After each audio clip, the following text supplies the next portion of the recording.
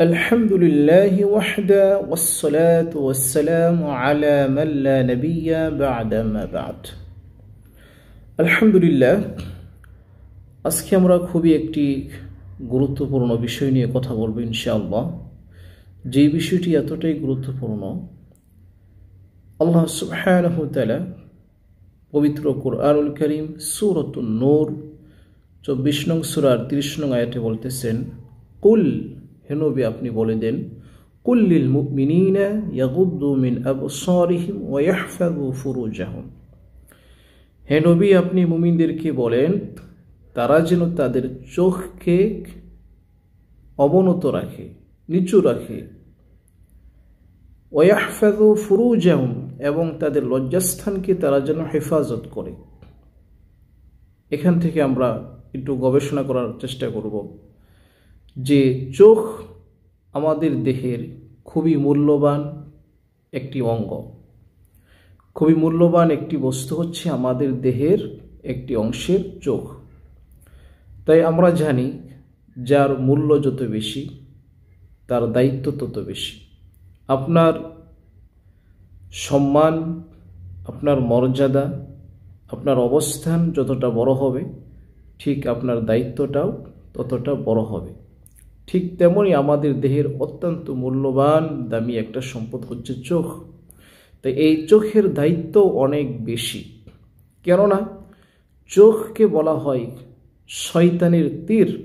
এই চোখ এতটাই বিষাক্ত একটা তীর, এই চোখের মাধ্যমে মানুষ ঈমান হারা হয়ে যায়, আবার এই চোখের মাধ্যমে মানুষ ঈমানদার হয়ে যায়।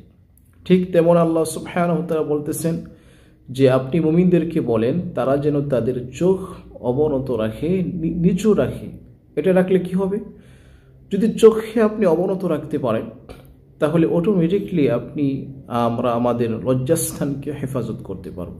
যদি আমরা আমাদের চোখে নিম্নগামী রাখি, বেগানা মহিলা, বেপরদাশীল মহিলা যাদেরকে আল্লাহ সুবহানাহু ওয়া তাআলা দেখতে নিষেধ করেছেন তাদের দিকে যদি আমরা দৃষ্টিপাত না দেই তাহলে অটোমেটিকলি আমরা আমাদের লজ্জাস্থানকে হেফাজত করতে পারব। আর যদি আমরা চোখে অন্যায়ভাবে ব্যবহার করি, বেপরদাশীল মহিলা, আপনার বেগানা মহিলা, অশ্লীলতার দিকে তাকাই, তাহলে অটোমেটিকলি আমাদের অন্তর থেকে একটা নূর চলে যাবে। কারণ যখন আমরা চোখে নিম্নগামী রাখবো, বেপরদাশীল অশ্লীলতার দিকে তাকাবো না, তখন অটোমেটিক আল্লাহ সুবহানাহু ওয়া তাআলা আমাদের অন্তরে একটা নূর দান করবেন, নূরের তাজাল্লি দান করবেন, যার বিনিময়ে অন্তর সবসময় প্রশান্তি লাভ করবে, অশ্লীলতা বেহায়াপনার চিন্তা থেকে মুক্ত থাকবে। কিন্তু যখনই আমরা এই চোখ দিয়ে অশ্লীলতার দিকে তাকাবো তখনই আমাদের অন্তর থেকে নূর চলে যাবে এবং অন্তরে বিভিন্ন কুচিন্তা ভাবনা, ফাহশা, অশ্লীলতার উদ্বেগ সৃষ্টি হবে। তাই চোখ খুবই মূল্যবান একটা সম্পদ আল্লাহ সুবহানাহু ওয়া তাআলা আমাদেরকে দিয়েছেন। আল্লাহ সুবহানাহু ওয়া তাআলা চোখকে কীভাবে ব্যবহার করতে হবে সেটাও আল্লাহ সুবহানাহু ওয়া তাআলা আমাদেরকে শিক্ষা দিচ্ছেন। আল্লাহ সুবহানাহু ওয়া তাআলা আমাদের নবী মুহাম্মদ সাল্লাল্লাহু আলাইহি ওয়াসাল্লামের মাধ্যমে আমাদেরকে বলতেছেন, হে মুমিন তোমরা সত্যিকার যদি মুমিন হয়ে থাকো তাহলে চোখকে অবনত রাখো এবং ওয়াহফাযু ফুরুজাহুম তোমাদের লজ্জাস্থানকে তোমরা হেফাজত করো। যালিকা আযকা লাকুম, আর এটাই তোমাদের জন্য অত্যন্ত পবিত্রতার দিক, অর্থাৎ এটাই পবিত্রতার শ্রেষ্ঠ দিক। আল্লাহ সুবহানাহু ওয়া তাআলা আমাদের সকলকে আমাদের লজ্জাস্থানকে হেফাজত করার তৌফিক দান করুক এবং লজ্জাস্থান যার মাধ্যমে ব্যবহৃত হয়, যার মাধ্যমে উত্তেজিত হয় সেটা হচ্ছে চোখ। চোখ দিয়ে যখন আমি খারাপ কিছু দেখব তখনই তাকে নিয়ে বিভিন্ন চিন্তা ভাবনা, অশ্লীলতা ভাবনা, উদ্বেগ সৃষ্টি হয়। তাই আমরা যেন সর্বপ্রথম আমাদের চোখ হেফাজত করতে পারি। চোখের জিনা সর্বপ্রথম সৃষ্টি হয়, চোখের জিনার মাধ্যমেই আস্তে আস্তে সেটা লজ্জাস্থানে পরিণত হয়। তাই আমরা সত্যিকার অর্থে আমাদের চোখে সকল ধরনের বেপরদাশীল অশ্লীলতা বেহায়াপনা থেকে দূরে রাখব, তাহলে আমাদের অন্তরে নূর সৃষ্টি হবে, আমাদের অন্তরে আল্লাহ সুবহানাহু ওয়া তাআলার পক্ষ থেকে শান্তি, প্রশান্তি, সাকিনা অবতীর্ণ হবে এবং আমাদের অন্তর থেকে বেহায়াপনা, অশ্লীলতা, কুচিন্তা ভাবনা, ফাহশা চিন্তা ভাবনা দূর হয়ে যাবে এবং নামাজে মনোযোগ বৃদ্ধি হবে। চোখ একটা নামাজের মনোযোগ বৃদ্ধি হওয়ার বড় কারণ। যদি আমরা চোখ দিয়ে ফাহশা কিছু দেখি, অশ্লীলতা কিছু দেখি, বেপরদাশীল মহিলা দেখি, তাহলে নামাজে আমাদের মনোযোগ থাকবে না।